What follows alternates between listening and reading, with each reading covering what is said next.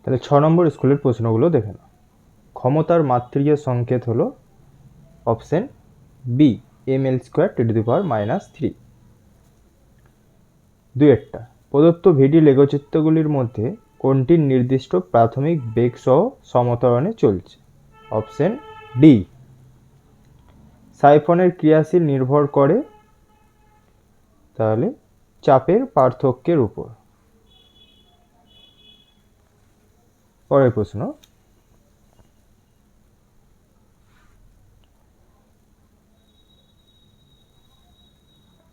একটি বাঁকানো ধনুকে যে শক্তি থাকে তা হলো স্থিতিস্থাপক স্থিতিশক্তি। 0 ডিগ্রি সেন্টিগ্রেড থেকে 4 ডিগ্রি সেন্টিগ্রেড তাপমাত্রার মধ্যে জলের আয়তন কমে, এটাই জলের ব্যতিক্রান্ত প্রসারণ নীতি। শব্দের উৎসের কম্পাঙ্ক বৃদ্ধি পেলে তীক্ষ্ণতা বাড়বে। রাদারফোর্ডের আলফা কণা বিচ্ছুরণ পরীক্ষা থেকে প্রথম জানা যায় যে পরমাণুতে নিউক্লিয়াস রয়েছে। তাহলে অপশন এ। 1 মোল ইলেকট্রনের অর্থ হলো অ্যাভোগাড্রো সংখ্যক ইলেকট্রন। তাহলে অপশন বি। দ্রাব্যতার সংখ্যায় কোনটির পরিমাণ নির্দিষ্ট থাকে? তাহলে 9 দাগেরটা দেখে নাও। 9 দাগেরটা হচ্ছে দ্রাব্যতা সমান দ্রাবের ভর বা দ্রাবকের ভর ইন্টু 100। তাহলে এখানে ধ্রুবক থাকে হচ্ছে দ্রাবক। সংজ্ঞাতেই ছিল নির্দিষ্ট উষ্ণতায় 100 গ্রাম দ্রাবকের মধ্যে সর্বোচ্চ যে পরিমাণ দ্রাবক থাকতে পারে, তাহলে দ্রাবকটা ধ্রুবক 100 গ্রাম। অ্যাসিড ও ক্ষার উভয়ের সঙ্গে বিক্রিয়া করে হাইড্রোজেন গ্যাস উৎপন্ন করে, এটা জিঙ্ক। প্রদত্ত লবণগুলির মধ্যে কোনটি আম্লিক লবণ?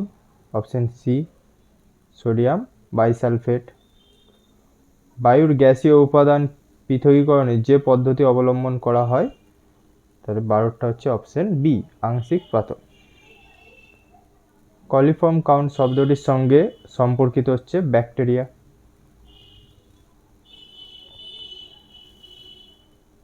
দুয়ের দাগের প্রশ্নগুলো দেখো। মাত্রাহীন ভৌত রাশির মাত্রীয় সংকেত। তাহলে মাত্রাহীন ভৌত রাশির সংকেত m⁻0 l⁻0 t⁻0। ওরই অথবাই রয়েছে 1 AMU সমান কত কিলোগ্রাম? তাহলে 1 AMU সমান 1.605 × 10⁻⁻27 কেজি। আর্কিমিডিসের সূত্র কোন কোন মাধ্যমের ক্ষেত্রে প্রযোজ্য হবে? তাহলে আর্কিমিডিসের সূত্র তরল এবং গ্যাসীয় মাধ্যমের ক্ষেত্রে প্রযোজ্য হবে। ইউ প্রাথমিক বেগ, এ সমমন্দনে গতিশীল কোনো কণা টি সময়ে কত দূরত্ব অতিক্রম করবে? তাহলে ডাইরেক্ট সূত্র এস সমান ইউটি প্লাস হাফ এটি স্কোয়ার।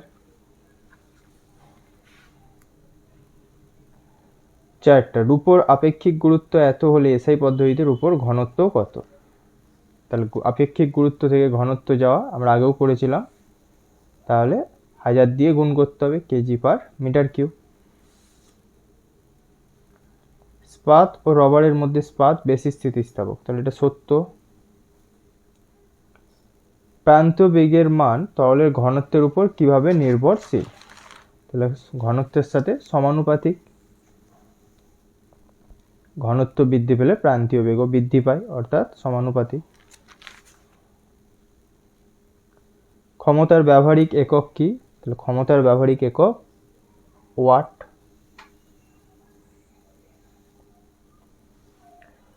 কোনো বস্তুর ভরবেগ পি ও গতিশক্তি ই হলে বস্তুটির ভর কত?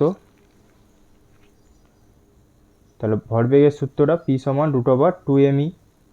তাহলে এম সমান বা ভর সমান p²/2m 2e। অথবাটা কোনো গতিশীল বস্তুর বেগ দ্বিগুণ করা হলে তার গতিশক্তি কি হবে? 4 গুণ হবে। 0 ডিগ্রি সেন্টিগ্রেড উষ্ণতার 1 গ্রাম জল থেকে 80 ক্যালোরির তাপ বের করে নিলে চূড়ান্ত তাপমাত্রা কত হবে? 0 ডিগ্রি থাকবে। কারণ এটা জলের লীন তাপের সূত্র।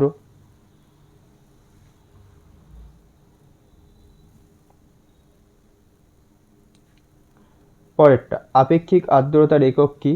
এককহীন রাশি এটা একটি, তাহলে এটা একটি এককহীন, এর কোনো একক নেই।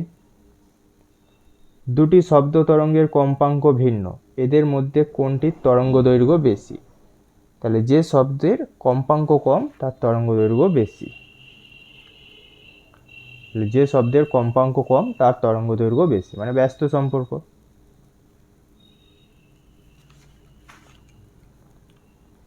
অথবাটা 200 হার্জ কম্পাঙ্কের তরঙ্গ দৈর্ঘ্যের পর্যায়কাল কত? তাহলে পর্যায়কালের সাথে অনন্যক হয়, তাহলে 1/200 সেকেন্ড। সুরযুক্ত ও সুর বর্জিত শব্দের একটি পার্থক্য লেখো। তাহলে এখানে পার্থক্যটা রয়েছে, একবার ভিডিওটা পজ করে পড়ে নেবে।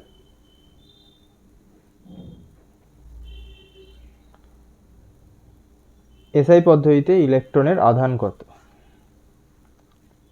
তাহলে -1.6 × 10⁻⁻90 কুলম্ব।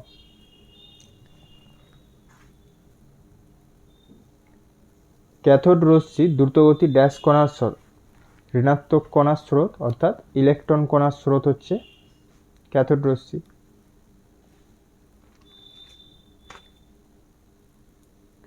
1 মোল NO অণু এবং 0.5 মোল NO2 অণুর মধ্যে কোনটি বেশি ভারী? তাহলে দুজনে আণবিক ভর বের করলেই আমরা দেখতে পেয়ে যাব।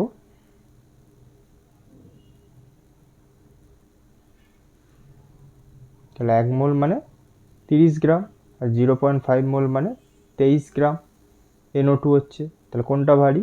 NO হচ্ছে, 1 মোল NO ভারী বেশি।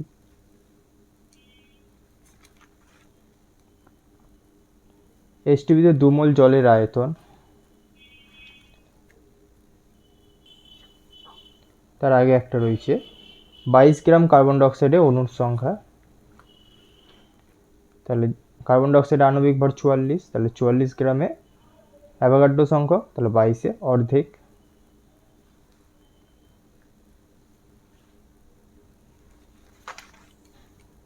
এসটিভিতে 2 মোল জলের আয়তন, তাহলে 1 মোলের আয়তন হচ্ছে 22.4, তাহলে 2 মোলের হচ্ছে 44.8 লিটার।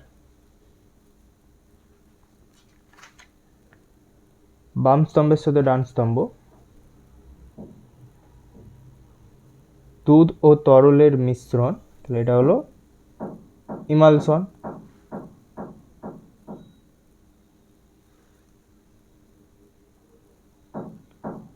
ডিটারজেন্ট, তাহলে পিস্টোটনকে প্রভাবিত করে। মিথাইল অ্যালকোহল ও জলের মিশ্রণ, আংশিক পাতন।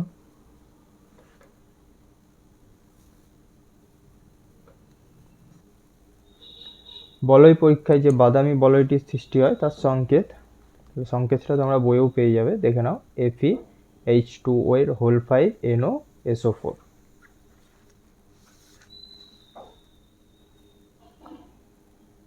অ্যাসিড দ্রবণে ফেনফথেলিনের বর্ণ কিরূপ? বর্ণহীন। আর ক্ষারীয় দ্রবণে গোলাপি। জলকে সর্বজনীন দ্রাবক বলা হয় কেন? জলের বহুমুখী দ্রাবক ধর্মের জন্য জলকে সর্বজনীন দ্রাবক বলা হয়।